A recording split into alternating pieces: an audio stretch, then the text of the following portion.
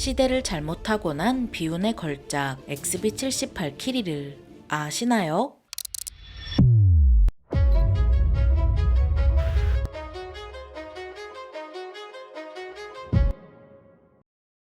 안녕하세요. 지식스토리입니다. 이번에는 유니콘이나 다름없는 폭격기 XB70 발키리에 대해 알아보겠는데요. XB70 발키리는 고도 21,000m에서 마하 3으로 비행할 수 있도록 만든 초음속 폭격기였습니다. XB70은 개발 당시에 고고도 초음속 전략 폭격기를 목표로 했지만 실제 XB70이 항공사에 남긴 발자취는 원래 설계 목적과는 사뭇 달랐습니다. XB70의 설계는 노스 아메리칸사의 항공 엔지니어로 훗날 아폴로 달 착륙 프로젝트 때 지휘와 더불어 서비스 모듈 설계를 한 거로 유명한 해리슨 스톰즈가 맡았는데요. 그의 지휘 아래 카나드 삼각익, 스테인리스 스틸 구조, 샌드위치 벌집 구조 패널, 티타늄으로 대표되는 XB70의 특징이 정해졌죠. 특히 XB70에는 초음속 대륙간 탄도 순항 미사일인 SM-64 나바오 미사일의 기술이 많이 녹아 있었는데요. SM-64처럼 XB70도 고도 18,000m에서 마하 3으로 소련까지 날아갈 수 있었죠. 하지만 결국 SM-64나 XB70이나 결국 양산이나 실전 배치가 이루어지지 못한 비운의 무기이기도 합니다. 시대를 뛰어넘은 것 같은 이 폭격기가 대체 왜 양산은커녕 실전 배치되지 못했을까요? 사실 XB70의 개발이 타당한 지는 이미 1959년부터 미군 또한 자체적으로 고민하고 있던 문제였습니다. 이미 U2 격추 사건이 터지기 전부터 유인형 전략 폭격기로 소련을 직접 때리는 방식은 항공기가 임무 수행 후 소련 방공망으로부터 살아나올 가능성이 지나치게 낮다는 폭격기 무용론이 주목받고 있었습니다. 그래서 1959년 11월 16일 미 합참본부 회의에서 당시 합참의장은 XB70 사업을 그만두고 예산을 정찰기 개발과 ICBM 사업에 쓰는 것이 어떠냐는 의견을 내놓았는데요.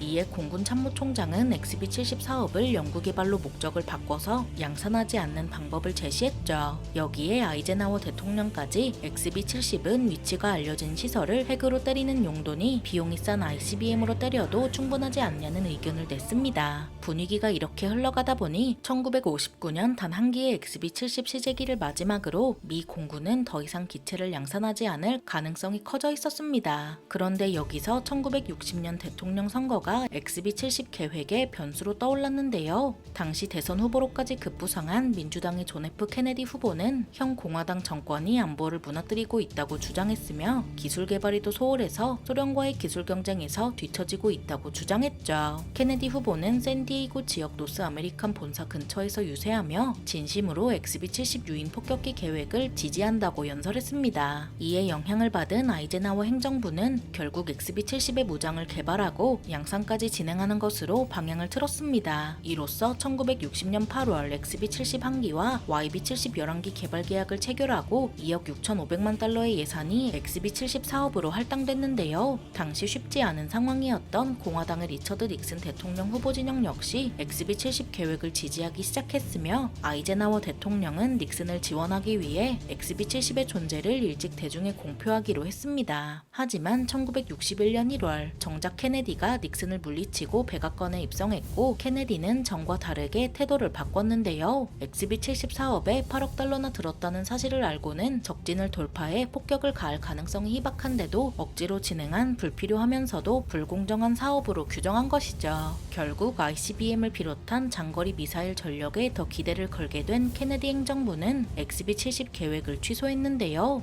이에 따라 아직 제작 중이었던 XB70A 시험기 또한 완성되지 못하고 개발이 중지되고 말았죠. 그렇다면 시대를 잘못 타고 난 XB70이 어땠는지 재원을 살펴보겠습니다. XB70은 전장 56.3m에 전폭 32m, 전고 9.1m이며 최대 이륙 중량은 245,847kg에 승무원은 2명이고 최대 속도는 마하 3.1에 전투 범위는 6,899km입니다. 장거리 폭격기와는 별개로 당시 미국에서는 초음속 수송기 분야에 관한 관심이 커지고 있었는데요. 이는 항공기가 장시간 안정적으로 초음속 비행이 가능해지면 기존 프로펠러 항공기나 제트기에 비해 비행 시간이 절반으로 줄어들 수 있기 때문이었죠. 거기에 이런 꿈의 항공기가 나온다면 항공 물류 산업이나 항공 여객 산업 또한 크게 성장할 수 있다는 기대도 있었습니다. 이에 따라 나사의 드라이든 비행 연구센터는 초음속 수송기를 개발하기 위한 연구를 사업을 1960년대에 걸쳐 진행시켰고 더글러스의 F5D1, 노스 아메리칸의 F100C A5A, 록히드의 제트스타가 연구에 참여했습니다. 이 와중에 XB-70 사업이 취소되면서 초음속 전략 폭격기 사업 시제기의 임무가 해제되자 나사는 XB-70 한 기를 초음속 수송기 연구 시험용 항공기로 가져오는 패기를 부렸는데요. 특히 XB-70은 구상해놓은 초음속 수송기와 크기도 비슷하고 스테인리스 스틸 골격이나 티타늄 등 사용된 소재도 유사했기 때문에 시험용 기체로 딱 맞았죠.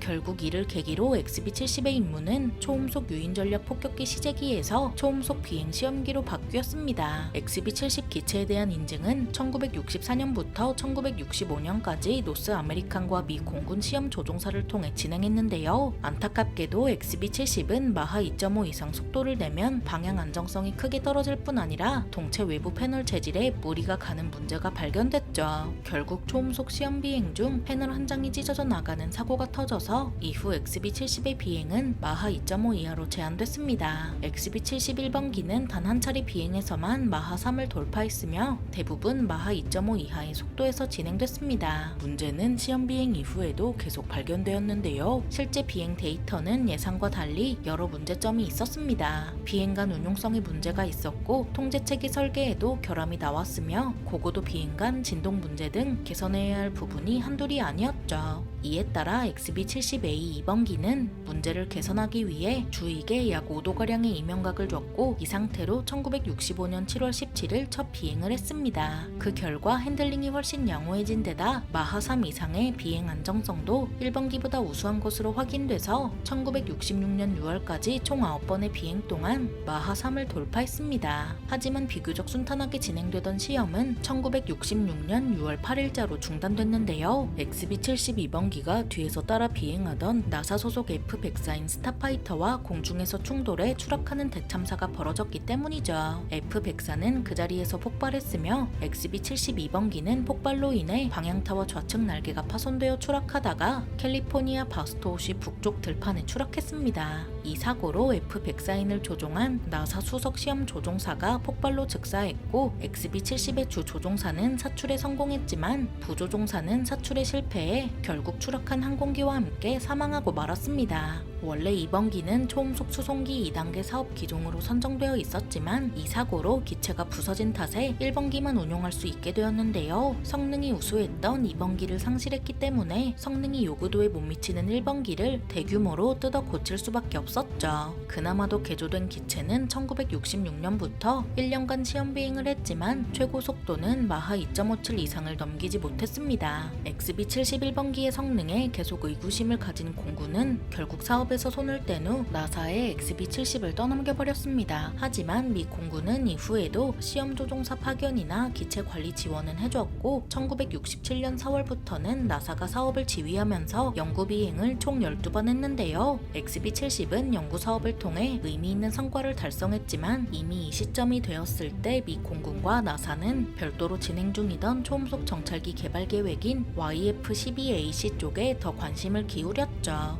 결국 YF-12AC 사업은 부유명한 SR-71 블랙버드의 개발로 이어졌고 특히 SR-71 쪽에 적용된 기술이 XB-70보다 한참 앞섰기 때문에 결국 XB-70 개발에 관한 관심은 뚝 끊어졌습니다. 얼마나 앞섰냐 하면 일례로 XB-70은 시제기 2기를 합쳐서 총 1시간 48분 동안 마하 3 이상의 속도로 비행했지만 YF-12는 단 한 번의 비행으로 이 기록을 돌파할 정도였습니다. 그렇게 단 한 기 남은 XB-71번기는 미 공군 박물관의 야외 전시품 신세가 되고 말았는데요. 살아남은 XB-71번기는 총 83회의 비행 동안 160시간 16분을 비행했으며 1966년에 추락한 2번기는 46회의 비행 동안 92시간 22분의 기록을 남기고 역사 속으로 사라지고 말았죠. XB-70은 비록 사업이 도중에 중단됐지만 기술적인 측면에서는 다양한 신기술을 증명해낸 기념비적인 작품입니다. 특히 압축 양력이라 불리는 항공역학 이론을 실증하고 초음속 돌파 시에 발생하는 충격파를 주익 날개로 감싸 안아 이용하는 방식 등은 매우 도전적인 시도였습니다.